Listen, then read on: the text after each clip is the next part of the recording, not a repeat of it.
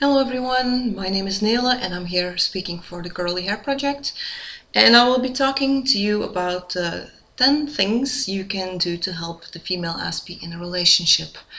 Having a relationship with a partner who has Asperger's syndrome isn't always the easiest, but once you learn how to communicate with each other, things would definitely work out. And like any other relationship, it does take a lot of work. Tip number one. Be straightforward. Females with Asperger's tend to take everything quite literally. So if you have a message with a secondary message behind it, like a lot of neurotypical do, or you're being passive aggressive about something, we don't always get it. Therefore, it's very important to actually say what you mean and mean what you say, so we know what's going on. Let me give you an example. Let's say a couple, female aspie and her neurotypical partner, go to bed late at night, and the female aspie was supposed to put the bin out, but she forgot. So the next morning, the neurotypical partner gets up before the female aspie, sees this, and puts the bin out. When the female aspie comes downstairs, she asks her neurotypical partner, "Where have you been?" And the neurotypical partner may answer, "Well, just doing your work." This is very confusing for the female aspie, where the neurotypical partner should have said, "I put the bin out because you forgot it." And then the female aspie will be like, "Oh, I did, I'm so sorry." So be as straightforward as you can and say what you mean and mean what you say. Talk. In every relationship, this is most important. Communicate. However, here's the tricky part for people with Asperger's syndrome. We're not always verbally the strongest of people, and especially when it comes to expressing emotions and stuff, we might get stuck. Even I, although I can work my way around with words, I sometimes get stuck and shut down because the words don't come to me and I don't know how to express myself. If you have struggles or you have frustration that is building up, be honest about it and be very understanding that the female aspie is willing to make changes, and these changes might seem quite little to the neurotypical partner but are very massive for the female aspie, so keep this in mind. The third tip is understanding that your aspie partner might not feel the need to do these couple things. When you look at people in a completely neurotypical relationship, they often do a lot of couple things in their free time. Like they will go out on dates, go to the movies, go to a fancy restaurant, have a holiday together or a weekend together and stuff like that. The female aspie might not feel the need for these things. It might be good to try and figure out what she does need. For example, I'm just gonna give my example, is what I value from my partner, a neurotypical partner, would be doing things together yet alone. And I know that doesn't make a lot of sense, but I much rather value doing everyday stuff that needs doing, chores, together, than I value dates and stuff. That was a lot of stuffs in a very short time. Anyway, I much rather do laundry together, or when I'm drawing and doing my art and my partner's playing a video game together. Those are the things that I really value over going out on a date or doing something outside of that, because life's already very, very, very overwhelming for me, and then adding on top of that by going on dates and stuff is very stressful. So keep that in mind. But also for the aspie female, she needs to keep in mind that her partner may have other desires than she does, and the middle ground needs to be met. Again, here's where talking is very important. Number 4 is that not all female aspies have the desire for touch or intimacy. A lot of the social or society acceptable rules when it comes to having a relationship is about sexual contact and intimacy. You often hear on the news or see in documentaries that you have to be able to make love to someone so often and then you'll be in a healthy relationship, whereas the female aspie might not feel the need for that. This may be for various reasons. She might not like to touch because it's very overwhelming, it's sensory too much for her. She might not see why it's so important at all, whereas the neurotypical person might see lovemaking as a unity or a union of two people. She might just see it as reproduction and nothing more. And there might be some other reasons. Be respectful of this and don't push her into intimacy or physical contact. This goes for any person, anywhere, in any kind of relationship. You never push anyone into physical or intimate contact if they do not want to. Again, talk about it. Try to understand where she's coming from and try to explain where you're coming from. Be straightforward, say what you mean and mean what you say. Again, keep in mind that the female aspie might exhaust very quickly, even when she's in your company. So it might be that you're just snuggling on the couch watching a movie.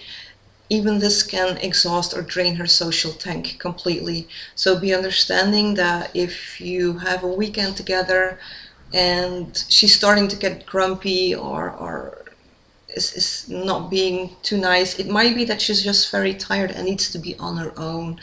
Make sure that, for example, if you're living together, that she has a space of her own she can retreat to. This is very important. Another thing that kind of flows out of that previous point, tip number 6, is when you are living together, it might be good to decide together when you want to spend time together and how. For people in a neurotypical relationship, they can very spontaneously decide the weather is good, we'll go swimming today. Whereas for the female aspie, that's very difficult to do.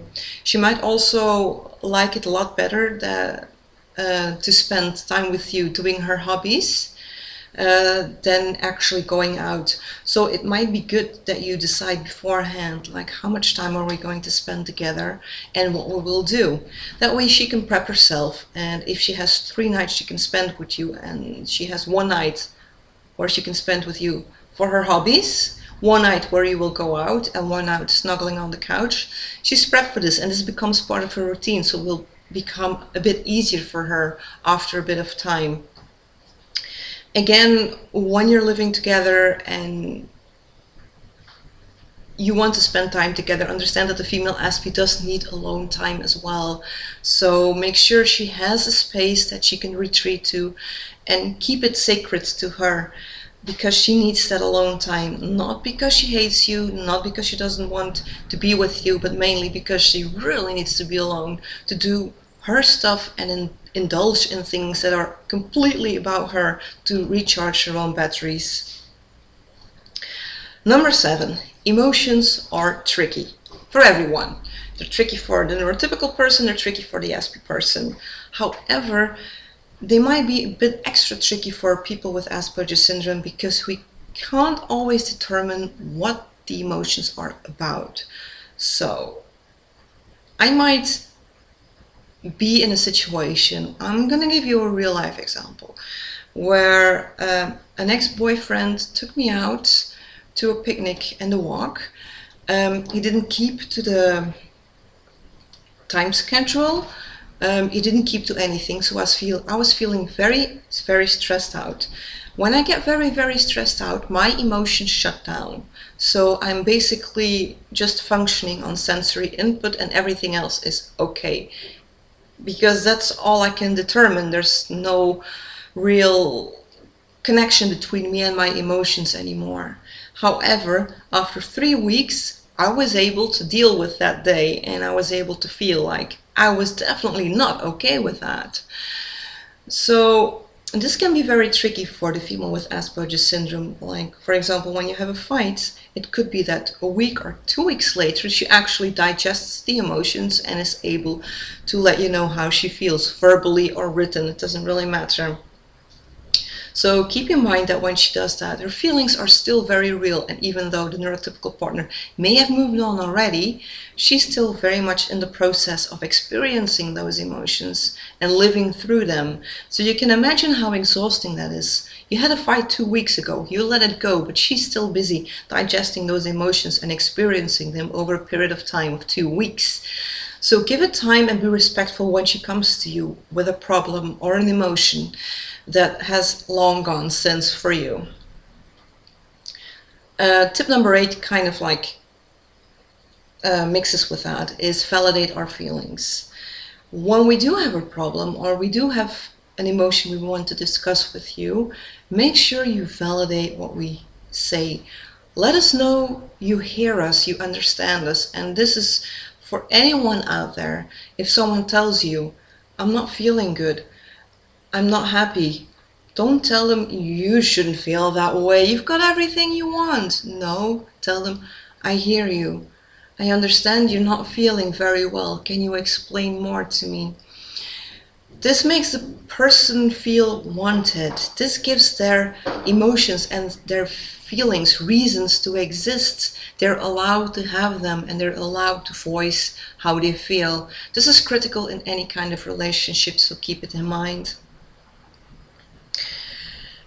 Because female aspies tend to be very literal, it can be that the neurotypical partner tends to take up the role of the caretaker a bit too much. And I've had this in quite a few relationships. Well, not quite a few, since I haven't had that many relationships, but I've seen it happen, and it happens more often than you think. Now, what do I mean with this? Because we don't always grasp what is being explained to us, or we don't always grasp the information that is being given to us, and we need our time with it, the neurotypical person or partner might feel like they need to make the decisions for us because we're a bit slower than the neurotypical partner. This is not done. We are by no means any less intelligent and by no means any less capable than our neurotypical partner. It just takes us a bit longer. Let me give you an example with my ex-boyfriend again. I'm very shy and introvert most of the time. And we were going someplace, I don't recall where, and he saw some friends of him running around, and I froze up because those are new people. I don't know how to act or react, so I shut down. I become incredibly silent. I don't say anything. So at that point, he decides for me what I need to do. And it doesn't work like that. I'm a grown person with my own intelligence, and I'm very capable of doing my own thing. If you wanted to go say hi, it would have been fine with me. I would have done what was best for me, and he should not have decided for me. So keep in mind that when you have an aspie partner, not to take up that role of caretaker too much, and not to take too many decisions or course or anything like that out of their hands, because they are very intelligent and very capable of having a good life and making the decisions to have a good life. And the last tip I'm going to give you is that the idea of romance might be quite different between the neurotypical partner and the female aspie. Now, everyone has a different idea of romance, that much is true. But with neurotypical people, this is often more about roses, champagne, soft music, cuddling and snuggling in each other's arms, or going to a magical place, things like that. For the female aspie, it's mostly indulging in her hobbies. My ex-husband's idea of romance was going out in the city on a summer night and having dinner with drinks and then going to a bar for a few cocktails. My idea of romance is watching Doctor Who with someone, because I'm completely obsessed over Doctor Who. And this is usually the case for a lot of females with Asperger's syndrome. For example, Alice, the founder of Curly Hair Project, her hobby is weightlifting. And I'm pretty sure that when you want to get close to her romantically, you need to go weightlift with her and not buy her chocolate or roses, because she will not be as appreciative for that as when you do go weightlift with her. If you want to be romantic with your aspie partner, ask them what they find romantic. For example, me watching Doctor Who, I would tell my partner that I love Doctor Who and I want to watch Doctor Who with them. I want to have an entire evening of Doctor Who marathons, preferably the 10th Doctor, because he's just gorgeous, and I mean the hair. Yeah, the hair. But my partner wants to go out for dinner and have wine and stuff. So what we could do, for example, is cook together a very fancy meal, crack open a bottle of wine, and then watch Doctor Who together. So we get the best of both worlds. Those were my tips. Let me just summarize them again for you. Tip number 1, be straightforward. Tip number 2, talk. Talk, talk, talk, talk, talk. Communicate. Tip number 3, understand that your female aspie partner might not feel the need to do coupley things. Tip number 4, not all female aspies feel the desire or need for intimacy or touch or have a sexual desire. Number 5, keep in mind that the female aspie might exhaust quickly even when in your company. Number 6, when you're living together, it might be a good idea to decide how much time you want to spend together and what you want to spend it on. Number 7, emotions are tricky. Number 8, validate our feelings. Number 9, because female aspies tend to take everything literal and process information slower, the neurotypical partner tends to be a caretaker. Try and avoid that. And number 10, be aware that the idea of romance to a female aspie might be quite different than to her neurotypical partner. That's it for now. I hope you guys found this very helpful, and if you have any questions or any thoughts on what other videos or blogs should be about, make sure to let us know.